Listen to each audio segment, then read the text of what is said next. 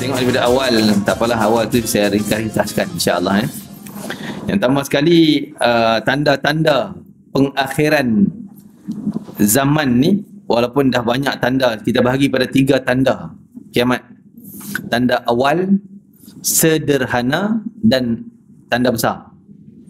Tanda awal, tanda kecil, tanda awal samalah. Yang kedua ada tanda sederhana pula. Dan yang ketiga tanda besar. Tanda besar 10 perkara. Bismillahirrahmanirrahim. Alhamdulillahirabbil alamin wassalatu wassalamu ala rasulil amin wa alihi washabihi ajma'in.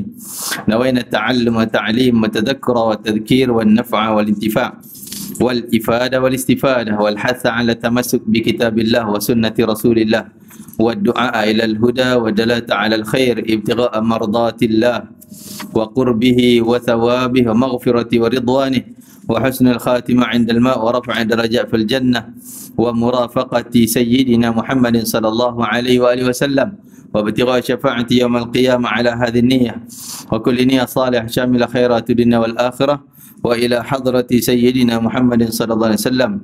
Al-Fatihah. A'udzu billahi minasy syaithanir rajim. Bismillahirrahmanirrahim. Alhamdulillahi rabbil alamin. الرحمن الرحيم مالك يوم الدين إياك نعبد وإياك نستعين اهدنا الصراط المستقيم صراط الذين أنعمت عليهم غير المغضوب عليهم ولا الضالين آمين. Alhamdulillah, syukur pada Allah Ta'ala, kita ambil kesempatan waktu yang mulia ini, pada hari yang mulia ini kita teruskan pengajian kitab Kiamat Hampir Tiba, kitab Al-Marhum Al-Allamah Syekh Ahmad Fahmi Zamzam rahimahullahu ta'ala. Mudah-mudahan Allah tinggikan darajat beliau dalam syurga Firdausil A'la bersama para Nabi, Siddiqin, Syuhada dan As-Salihin, dan mudah-mudahan Allah luaskan cahaya kubur beliau dan guru-guru beliau sehingga ilmunya tersebar ke merata tempat insya-Allah. Kita dah baca sikit berkaitan dengan tanda-tanda Imam Mahdi kot. Gitu. Saya tak ingatlah bonti kat mana dah pula kan. Ustaz tanda lah. Satu muka surat 131 yang ada buku. Kita ambil sifat-sifat Imam Mahdi. Kalau tanda tu, tanda kemunculan Imam Mahdi, saya revise baliklah apa yang kita dah sebut itu. Tanda awal kemunculan Imam Mahdi. Jadi muka surat 131. Ya. Orang minta ustaz awal dan ustaz mula dari mula boleh. Okey, insya-Allah. Yalah. Okey Kita tengok daripada awal, tak apalah, awal tu saya ringkas-ringkaskan insya-Allah. Yang pertama sekali, tanda-tanda pengakhiran zaman ni, walaupun dah banyak tanda, kita bahagi pada 3 tanda kiamat. Tanda awal, sederhana dan tanda besar. Tanda awal, tanda kecil, tanda awal samalah. Yang kedua ada tanda sederhana pula. Dan yang ketiga tanda besar. Tanda besar 10 perkara. Itu yang ada Dajjal, matahari daripada barat, asap keluar, binatang keluar, ada 10 tanda tu. Nanti kita akan bincang. Kita tak bincang hal tu, akhir nanti baru sebut. Yang awal maksudnya dekat dengan zaman Nabi. Ada tanda? Kawan-kawannya ada 2-3 tanda. Yang pertama Nabi kata ana wasa'ah kahatain. Aku dengan kiamat ni 2 ni. Macam 2 ni. Maksud dekat. Maksudnya kemunculan Nabi itu, zahirnya Nabi Muhammad, dakwah Nabi itu adalah tanda kiamat kecil. Berarti Nabi terakhir, tak ada Nabi lain. Walaupun kita anggap jauh lagi lah, ada 1000, 2000, tak tahulah, mungkin 2000 lagi kan, daripada zaman Nabi hijrah. Dan setelah tu, tahun lebih kurang abad ketiga hijrah, abad ketiga, tak ingat dengan tepat tahunnya, nanti saya refer insya-Allah, berlaku satu yang Nabi sebut akan berlaku kebakaran besar di Madinah. Yang terbakar tu batu-batu bukit. Terbakar bukan kayu, batu. Dan cahaya terbakar tu sampai orang di Busra nampak. Busra kat mana? Syam. Busra dekat Damsyik, Nawa, Busra. Nawa ni kampung Imam Nawawi kan, di Syam sana tu, Syria. Jadi Busra tu tak jauh daripada kampung Nawar. Jarak Busra sampai ke Madinah 1,200 km. 1,200 lebih-lebih lah kilometer. Tapi boleh nampak cahaya besar tu terbakar tu. Punya jauh. Kan? Jadi benda tu telah berlaku pada abad ke-3 Hijrah, 200 tahun lebih. Dah berlaku. Jadi itu termasuk tanda kecil. Lepas tu tanda yang sederhana antara tu. Ni yang banyak. Kalau dalam kitab yang kita dah buat diskusi dengan Habib Ali dulu ni, kita baca tentang tanda kiamat tu. Yang tu yang sederhana. Perang negara Arab, perang Iraq, dan akan berlaku Sungai Furat kering ni semakin nampak dah. Dan muncullah gunung, bukit. Bila sungai itu dah kering, akan muncul bukit emas. Dulu, masa saya mengajar dulu dalam 4-5-6 tahun yang lampau ataupun lebih dari tu, masa tu tak ada lagi berita tentang Sungai Furat kering. Jadi banyak orang buat andaian mungkin yang dimaksudkan oleh Nabi muncul gunung emas tu adalah minyak hitam ataupun emas hitam. Tapi sekarang ni lagi jelas bukan yang tu rupanya. Sungai betul-betul orang dah nampak macam-macam harta karun dalam tu. Dan tak ada sungguh gunung daripada emas. Dan orang akan berebut-rebut ni dalam cerita hadis ni. Orang akan berebut nak ambil emas tu. Nabi nasihat, kalau kau nak selamat, jangan ambil. Jangan ambil. Walaupun depan mata kita, jangan ambil. Berarti tu jalan selamat. Jadi benda tu mungkin berlaku dalam masa terdekat, kan? Tapi semua tu banyak lagi peristiwa yang lain. Antalidal amatu rabbataha.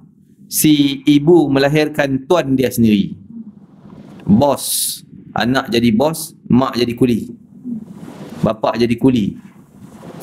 Kan? Jadi dan berlakunya menara mencakar langit di Dubai, negara Arab. Itu termasuk dalam hadis Nabi. Orang yang miskin antara hufat al-urat al-ri'a asya'i yatatawaluna fil bunyan.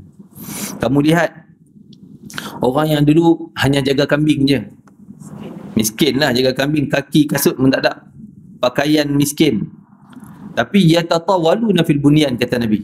Tiba-tiba dia jadi kaya, berlomba-lomba membina bangunan yang tinggi.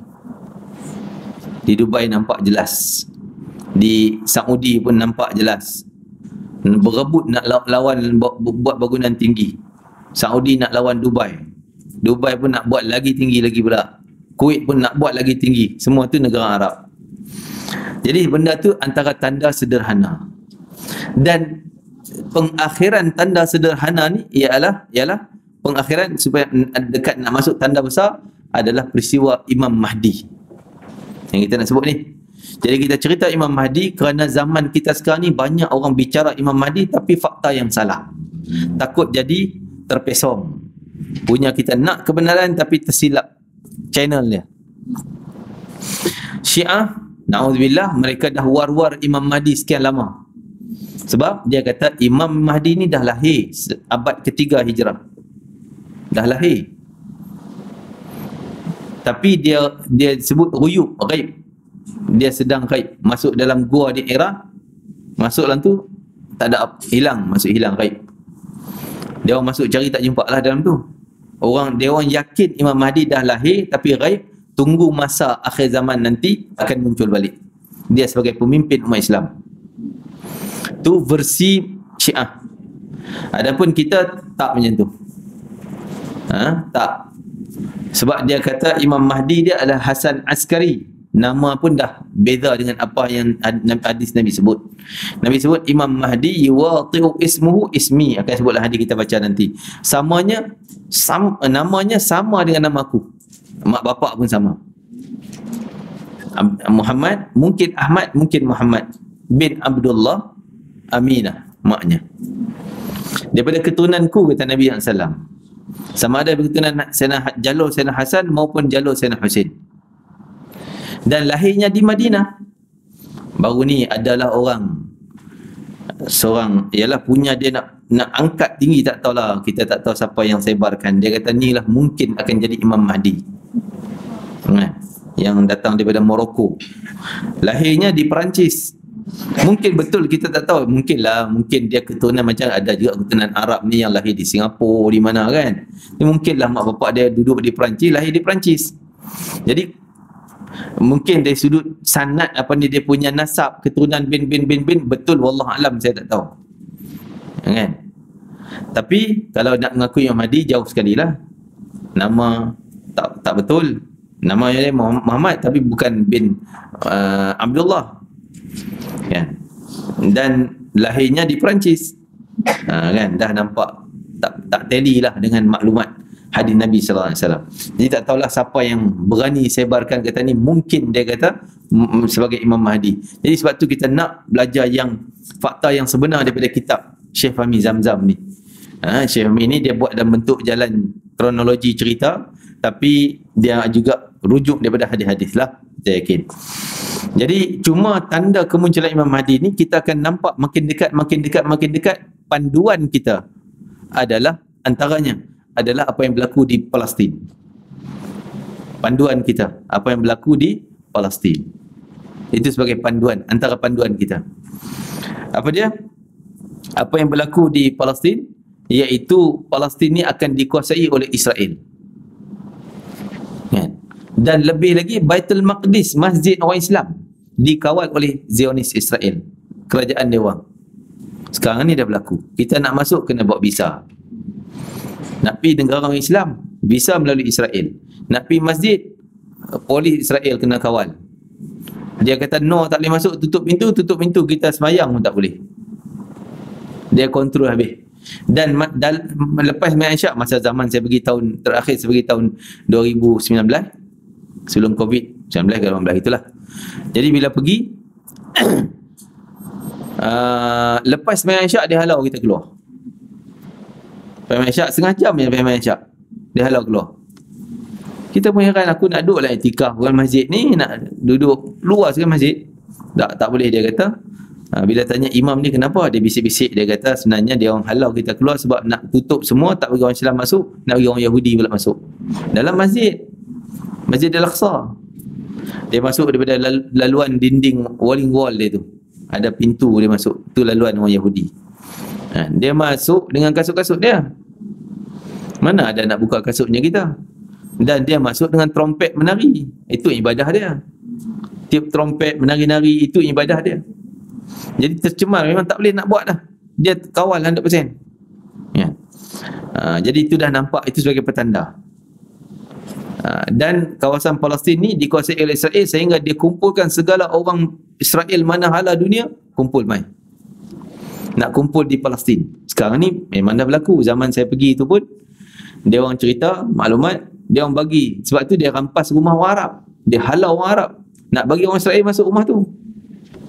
Bila masuk, dia mengaku ni semua aku punya. Orang tu kata tak, kau nak ambil rumah, ambil. Aku nak ambil almari tu je, nak ambil barang aku dalam tu je. Dah, barang ni semua aku punya. Sebab bagi akidah Yahudi, dia menganggap semua harta dunia ni harta dia punya. Yang kita milik ni, rumah kita kan, kereta kita, itu dia punya, kita yang curi. Dia anggap macam tu. Kita penat-penatlah cari, beli agreement semua, sah apa semua, dia kata dia punya. Sebab dia mengaku seluruh dunia ni harta, tanah, semua hak Israel. Hak Yahudi belaka. Orang Islam ambil, orang Kristian curi, orang nu ambil, orang ni curi. Jadi anytime dia ambil balik, dia mengaku hak dia. Tu akidah dia. Sebab tu dia masuk rumah, dia mengaku semua. Orang tu nak ambil baju pun tak bagi. Tu yang baru masuk lah. Tapi akhirnya dia orang roboh, dia bina lain. Dia bina lain untuk ni. Bila dah ramai masuk, bila ramai orang Yahudi daripada luar ni masuk serentak, sejak berlaku perang Ukraine ni, lagi ramai masuk serentak. Sebab tu dia halau banyak orang Arab, dia rampai rumah. Jadi itu yang berlaku sebagai petanda. Kita dah nampak, ini bukan masalah orang Arab Palestin tak pandai manage, tak pandai, tak jaga agama lah, gini-gini. Jangan tuduh. Berdosa mulut kita. Mereka orang yang baik, mereka orang ahli ibadah, wali-wali pun ada sana. Tapi dah sampai masa Allah atur perjalanan dunia tu macam tu. Takdir Allah atur macam tu. Macam kita lah, Bukan salah kita muka jadi kedut. Salah kita ke? Dah, memang Allah atur umur kita sekian akan jadi kedut sini, mata kelabu asap, kan? Gigi dah tabur-tabur. Allah atur dah macam tu. Macam itulah dunia ni. Allah atur dah sampai masa Palestin sekian. Jadi bukan salah orang Arab sana. Mungkin kita nampak je lah macam sebab orang Arab gini. Kan? Tapi tetap berlaku kerana akan sampai masa seluruh negara Palestin tu boleh katakan hampir 100% orang Israel. Orang Arab dah lari ke mana dah. Kecuali ada sikitnya tempat yang memang orang Islam yang kuat, iaitu mungkin Gaza. Kita sebut mungkin, tak pasti akhir berlaku tu pun kita tahu. Sebab mereka lah tentera Imam Mahdi nanti. Tentera Imam Mahdi. Itu jangkaan saya kata mungkin. Okey. Tapi yang jelasnya di Palestin dikuasai oleh orang Israel. Memang di mana dia kontrol. Dan yang kedua ni pembangunan di kawasan Baitul Maqdis, berdekatan sekitar. Bandar-bandar dulu bandar orang Arab. Bandar orang Arab. Sekarang bandar-bandar Israel memang hebat lah. Susunan cantik apa semua. Dari sudut fizikal lah kan. Bukan dari sudut ni. Jadi hotel-hotel dah naik Tel Aviv tu jangan cakap lah. Bandaraya memang teknologi yang sangat hebat. Sampai kita hantar WhatsApp apa pun dia boleh tahu Zoom, dia tahu kita WhatsApp apa. Sebab tu kadang-kadang saya heran pasal pada orang WhatsApp tulis Israel I15R I tu buat nombor 3 part L. Nak tulis Israel, tulis ISRA Israel lah kan. Tak, bila tulis yang tu dia boleh detect, oh kau tulis Israel. Nak cari apa, hina ke apa ke. Kod dia tu. Bila kita tukar-tukar sikit, dia macam tak boleh detect lah, macam tak boleh search. Tentang yang tahu komputer tahulah kita nak search perkataan kan. Kalau perkataan tu silap tulis dah tak boleh dah. Jadi itu petanda awal ya. Itu disebut oleh Syekh Fahmi Zamzam muka surat 124, kemungkinan berleluasa dalam masyarakat peperangan demi peperangan. Ini satu tanda dekatnya Imam Mahdi. Perang tak berhenti dengan Islam. Daripada Arab Spring tahun apa? 2010. Kan? Sampai sekarang tak berhenti juga. Kan? Yaman masih lagi ada bom sana bom sini. Kan? Syria, Libya lagi perang. Negara Arab, negara orang Islam akan jadi macam tu. Perang kata Nabi. Kan? Dan Islam kembali asing daripada pandangan orang Islam sendiri. Asing maksudnya orang pelik amalan Islam. Orang Islam rasa amalan Islam ni pelik. Alah, penat semayang, susah lah, menghalang kemajuan lah dan sebagainya. Macam-macam pakaian kena pakai macam ni kan? Tak boleh nak berkawan lelaki perempuan ni kolot. Nak kena kahwin dulu boleh pegang-pegang kan, kawan-kawan tak boleh. Jadi nampak macam peraturan undang-undang Islam ni memang terasing, janggal, pelik. Orang Islam ni pun tak payah dah nak amal, dia malu dah nak amal Islam. Kita tengok anak muda sekarang kan, walaupun ramai ke masjidnya, nampak ada jugalah ke masjid, tapi yang tak ke masjid tu pun lagi ramai kan? Yang menganggap ni tengoklah naik apa SIS tu, sistem Islam, halang apa, jangan halang pakai tudung kan. Mak bapak tak boleh halang anak nak pilih agama apa, macam-macam dah jadi songsang. Itu disebutkan dalam hadis 40 tu disebut. Okey, kita tengok muka surat 126, saya dah sebut nombor 2 tu, pembangunan di kawasan Baitul Maqdis. Itu dah sebut tadi. Keruntuhan kota Madinah Al-Munawwarah, kita tak pasti runtuh yang dimaksud fizikalnya kah ataupun moralnya. Kalau moral, penduduk Madinah sendiri tak suka duduk Madinah. Asli, orang asli Madinah. Time musim haji dia orang akan keluar. Mekah macam tu. Musim haji orang Mekah yang taklah, kalau di kalangan ulama tu lain. Di kalangan orang biasa-biasa, musim haji dia tak nak duduk sibuk sesak di Mekah ni. Dia melancong keluar negara. Kan? Madinah pun ramai. Yang ada orang-orang yang orang luar macam Yaman, orang negara luar yang suka duduk Madinah, dia orang tetap duduk, suka duduk Madinah, tak nak keluar. Ni benda ni akan berlaku. Mungkin moralnya yang runtuh, tapi kita nampak, dah nampak ialah disebut moralnya, sebab dia orang merancang untuk bina di Rabi', nama satu nama tempat tak jauh daripada Madinah, kawasan pantai Rabi' tu. Lebih kurang 100 km dengan Madinah, dekatnya.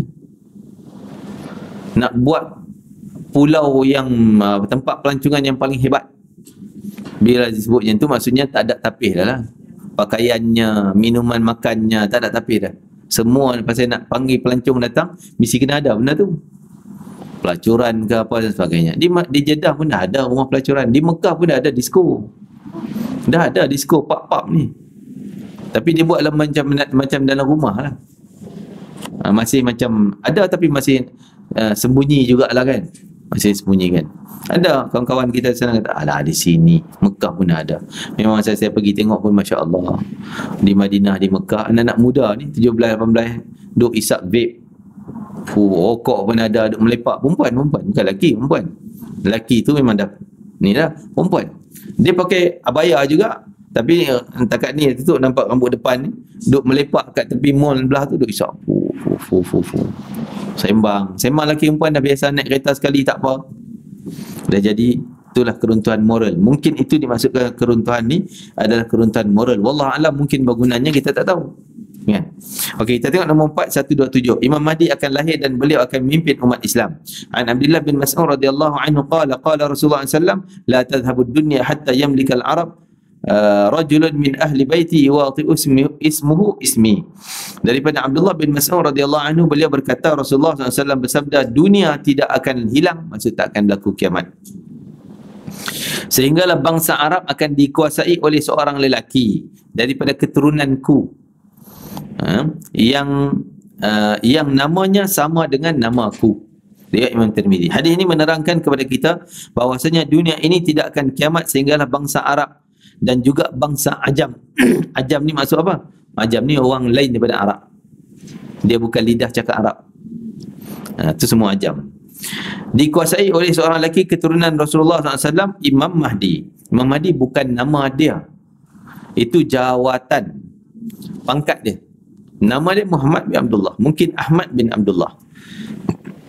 Beliau akan melaksanakan keadilan di atas permukaan bumi ini dan akan diikuti oleh seluruh kaum muslimin. Memang orang Islam yang taat ikut dia selamat akhirat.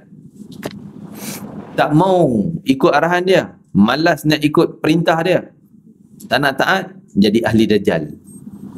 Nanti mudah-mudahan kita dilunakkan hati kita untuk tunduk pada perintah Imam Mahdi, bai'ah kita dengan Imam Mahdi.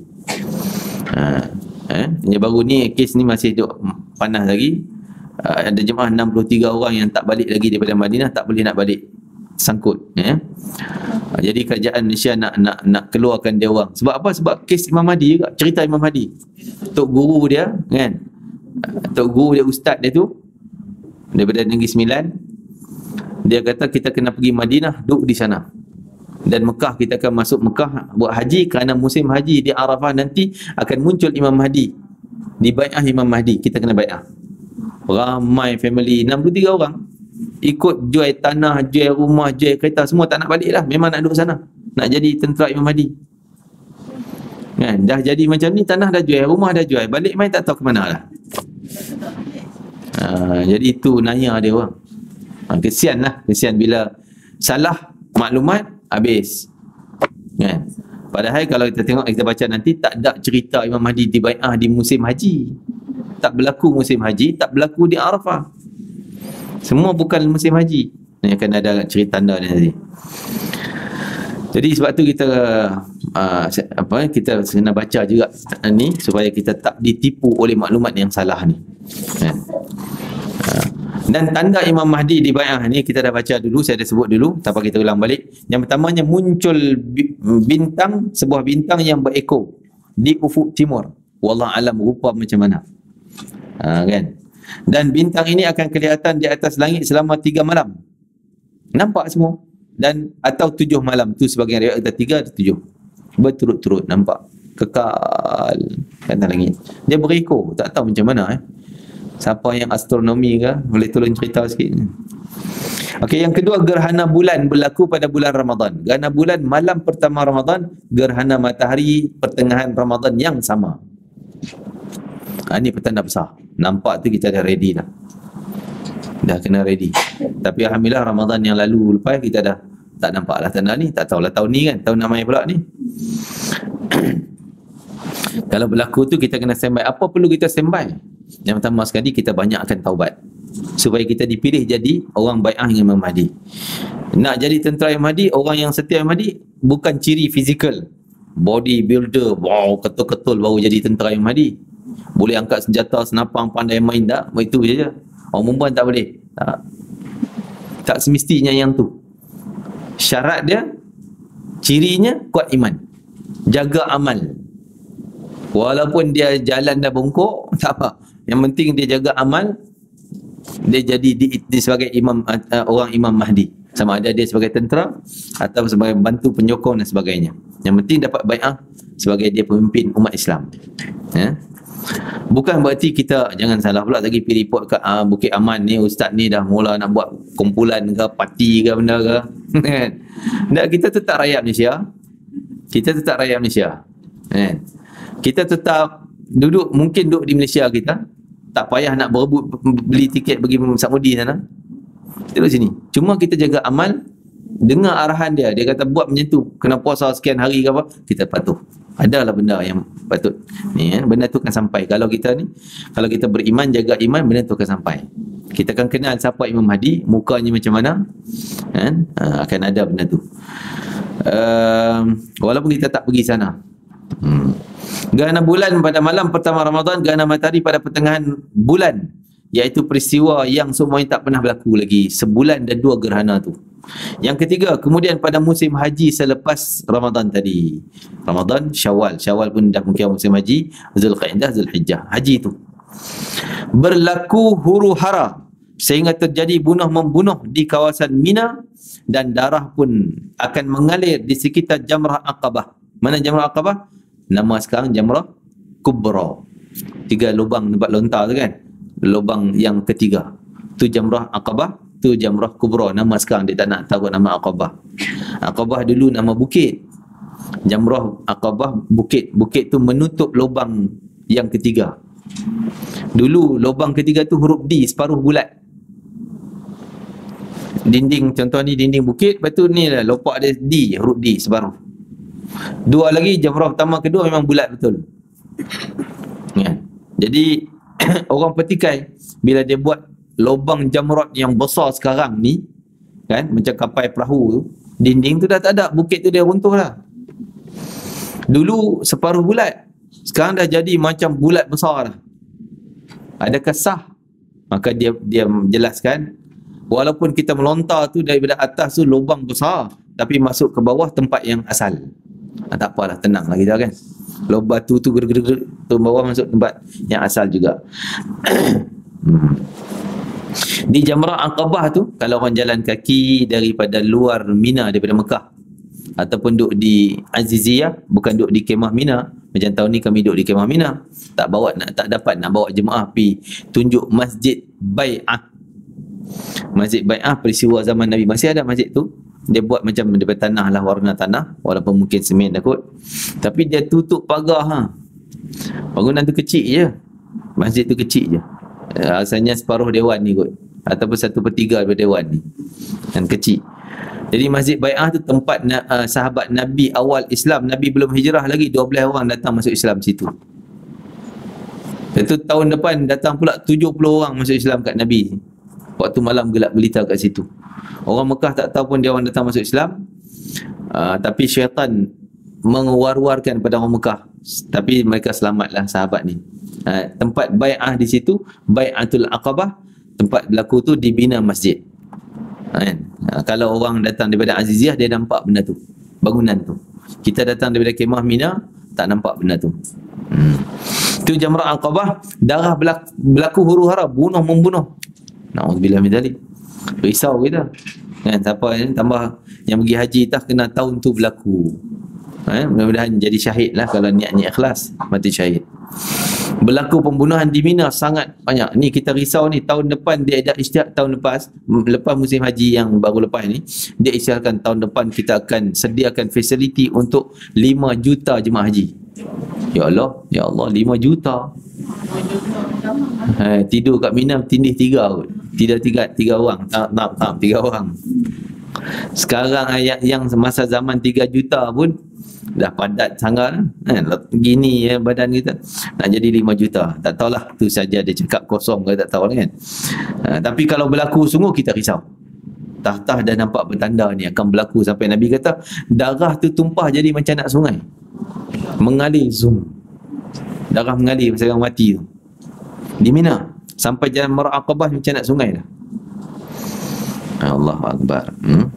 Tapi tak sudah di situ, di Mekah pun masih berlanjutan huru-hara tu, sehingga orang dalam hotel pun tak tenang, kena curi barang, kena rompak, kena bunuh dan sebagainya di Mekah tahun tu, musim haji tu. Tapi dia reda sampai bulan Muharram, kan Zulkaidah, Zulhijjah, Muharram reda, maksudnya dah settle tu, kematian semua tadi.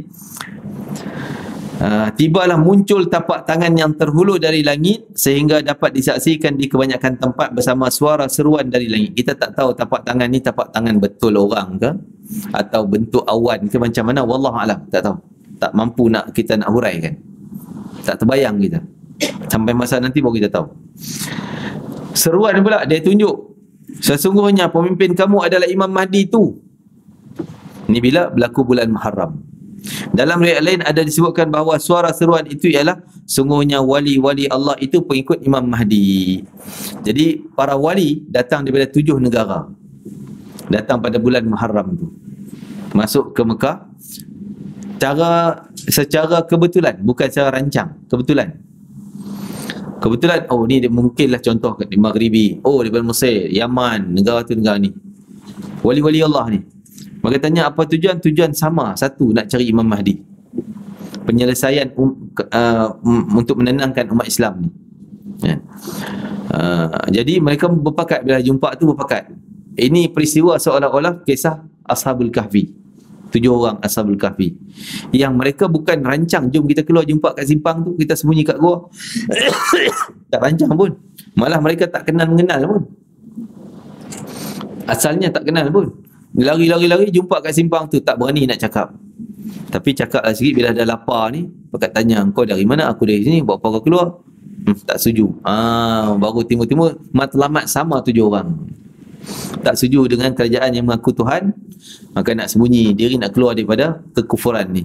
Jadi tapi zaman Imam Mahdi ni yang datang, wali-wali 7 tu datang secara kebetulan, taklah keluar maksudnya, tapi 7 tu tanpa rancang datang bertemu.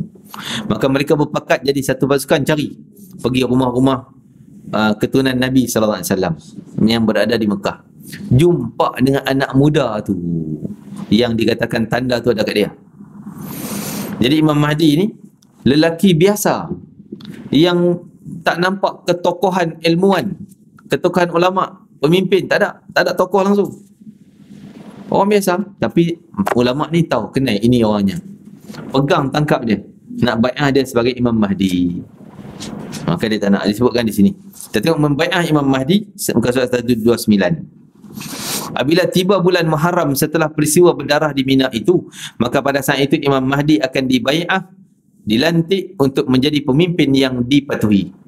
Setelah apa ni? Pada mulanya telah datang ke negeri Mekah 7 orang ulama yang datang dari penjuru dunia yang berbeza-beza tanpa ada sedikit pun perjanjian. Ya. Tapi kita nak sebut bahawa apa yang Allah takdirkan berlaku ni, walaupun nampak pada pandangan kita sekarang ni macam mustahil berlaku. Kalau kita tengok sekarang ni banyak negara ulama yang dihalang visa. Yaman sukar dah nak masuk. Ulama-ulama dia orang tertentu yang selected ni tak boleh masuk. Habib Omar pun antara orang yang dah disekat untuk masuk ke Mekah. Kan? Tu tahun ni haji dia tak datang, umrah pun tak datang ni. Kan? Jadi sekat. Dia minta visa pun takkan bagi. Tapi kalau dah Nabi sebut macam tu akan berlaku, tetap berlaku. Sebab sukar macam mana pun takdir Allah yang berlaku. Walaupun macam mata kita mustahil, tak mungkin berlaku. Sebab kalau kita tengok peristiwa kelahiran Nabi SAW, Nabi ni berapa nasab dia ni, berapa orang yang telah menghadapi situasi getir sehingga mungkin tak ada keturunan, tapi tetap jaya. Antaranya Nabi Ismail nak kena sembelih. Kalau betul-betul berjaya kena sembelih, memang tak ada zuriat Nabi Muhammad. Lagi Hashim atuk moyang oyang Nabi, kan? Hashim bin Abdul Manaf, nama sebenarnya Amru. Dia ni mati di Palestin, kahwin dia di Madinah dengan orang Madinah, zaman tu nama Yathrib. Lahir seorang je anak lelaki, siapa pun tak tahu zuriat dia, orang Mekah tak tahu pun zuriat dia ada kat situ. Pergi Palestin, terus perjalanan, mati dia kat sana. Nak ikut dah tak jumpa dah zuriat tu, kan? Tak jumpa. Tapi orang Mekah tetap datang cari ikut jejak Hashim tadi, nak ambil zuriat dia tu. Selamat lagi zuriat Nabi Muhammad. Lahir siapa dia? Anak Hashim tu namanya Syaibatul Hamdi. Sebab lahir-lahir dia ni dah beruban, baby dah beruban, rambut dah ruban. Jadi nama tu Syaibah. Syaibah orang beruban makna dia. Jadi letak mak dia, letak Salma mak dia, letaklah nama Syaibatul Hamdi, anak pada Hashim ni. Siapa dia yang akan jadi Abdul Muttalib ni? Tapi nama asalnya Syaibatul Hamdi. Lepas tu adik pada Hashim tadi daripada Mekah datang nak ambil zuriat, cari nak cari. Nama dia Muttalib. Adik Hashim ni nama Muttalib. Bukan Abdul Muttalib, nama Muttalib je. Tak ada Abdul tu. Muttalib je. Dia datang cari sekian lama, jumpa. Pujuk pula mak dia tak lepas. Tapi dia kata ni akan jadi pemimpin orang Mekah, anak ni. Sebab ayah dia Hashim pemimpin, orang sayang, orang hormat. Dan dia ni orang yang sifat baik-baik dan sebagainya. Maka tak ada zuriat dia kecuali seorang ni je. Kami nak letak dia sebagai pemimpin di Mekah nanti. Baru mak dia setuju lepas. Selamat lagi zuriat Nabi Muhammad. Sampai ke Mekah, orang tanya, ni siapa?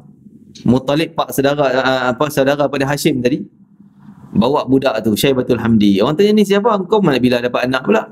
Oh, ni hamba aku. Dia sebut hamba aku. Dia tak nak panjang cerita Hashim lah apa segalanya. Dia sebut hamba aku. Jadi orang kata, oh itu hamba Muttalib. Hamba Arab dia Abdul. Oh itu Abdul Muttalib. Lekatlah nama dia Abdul Muttalib, atuk Nabi. Yang nama asal tadi Syaibah beruban tadi ni. Sampai Mekah dah bertukar nama Abdul Muttalib. Lahir pula dapat anak, dia bernazar. Ni sebut ni, Allah selamatkan, takdir tetap berlaku walaupun dah memang nampak macam tak ada peluang.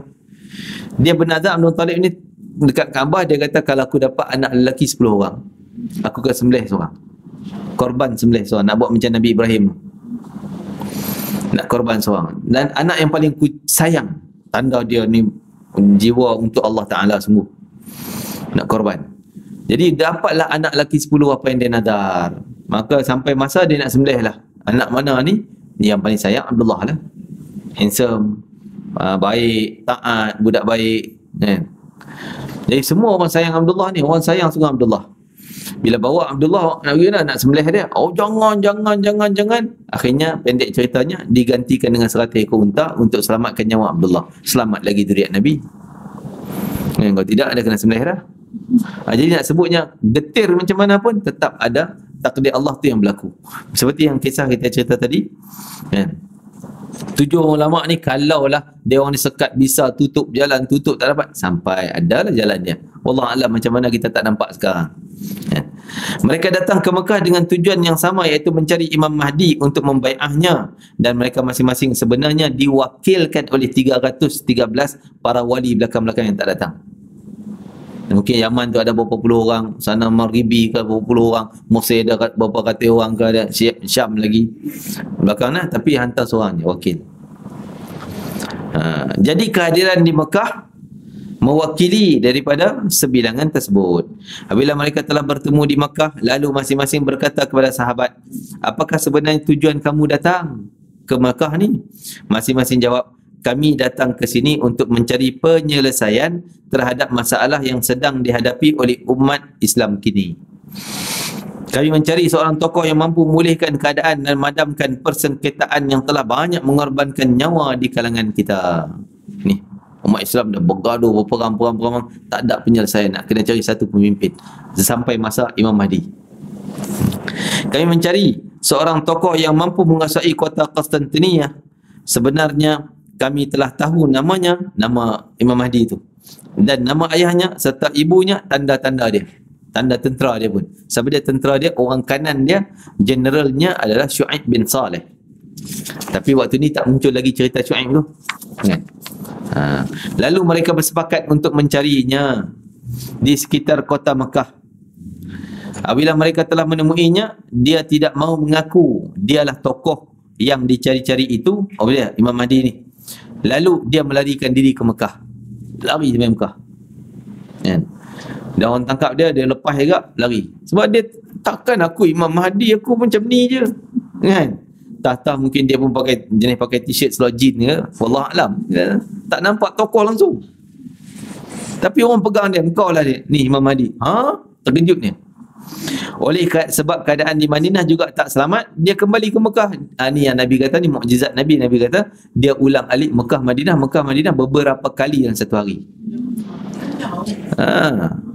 Jauh zaman Nabi, mana boleh, mustahil nak ulang alik sehari 2 kali pun, kan? Zaman unta 7-8 hari baru sampai kuda. Sekarang dah ada kereta api 2 jam pi, 2 jam balik mai. Sekali beli pula tiket pi pula 2 jam, balik mai 2 jam, kan? Senang nak ulang alik. Masya Allah. Jadi dia kata ulang alik berkali-kali Mekah Madinah. Tu mukjizat Nabi, sebut benda akan datang ke depan. Tapi sahabat ni tak songeh. Kalau kita tak duduk depan Nabi, ya ke Rasulullah, boleh jadi ke? Mana boleh lah unta lah, kan? Tapi sahabat kita, ya, walaupun tak nak faham, ulang alik 7 kali. Sampai ada riwayat kata 7 kali dia ulang alik sehari tu. Lari sana, lari sini, patah balik, pimai, kan? Para sahabat tetap dengar je lah. Walaupun banyak benda yang mereka dengar, dia orang pun tak faham juga. Peristiwa akhir zaman, kan, mereka tak faham.